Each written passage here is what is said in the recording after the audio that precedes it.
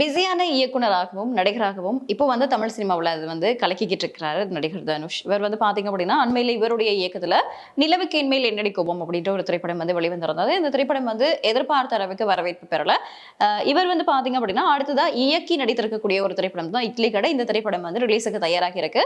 இந்த படத்தை முடிச்சதுக்கு அப்புறமா குபேர் அப்படின்ற படத்துல வந்து நடித்திருக்கிறாரு. இந்த படமும் வந்து ரிலீஸுக்கு தயாராகி இருக்கு.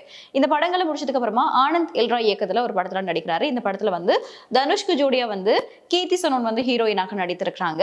இந்த திரைப்படமும் வெளிவர இருக்கு.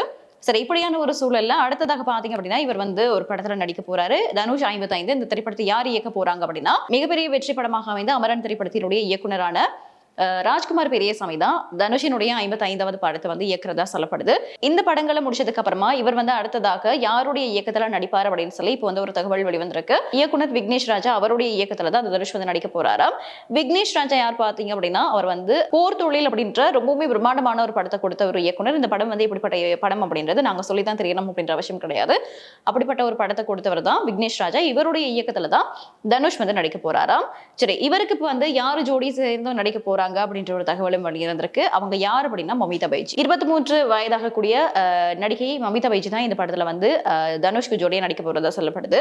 இவங்க பாத்தீங்க அப்படின்னா தமிழ் மலையாளம் அப்படின்னு சொல்லி நடித்துக் கொண்டிருக்கக்கூடிய ஒரு நடிகையா இருக்கிறாங்க மமிதா பைஜி.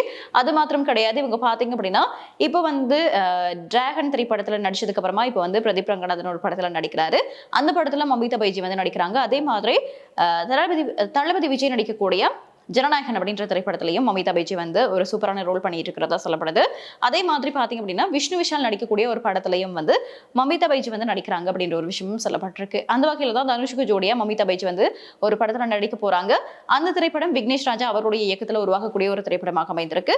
இப்போ இந்த ஒரு விஷயம் வந்து இன்னைக்கு வந்து செய்தியில வந்து அதிகமா காணக்கூடியதாகவும் இருந்தது.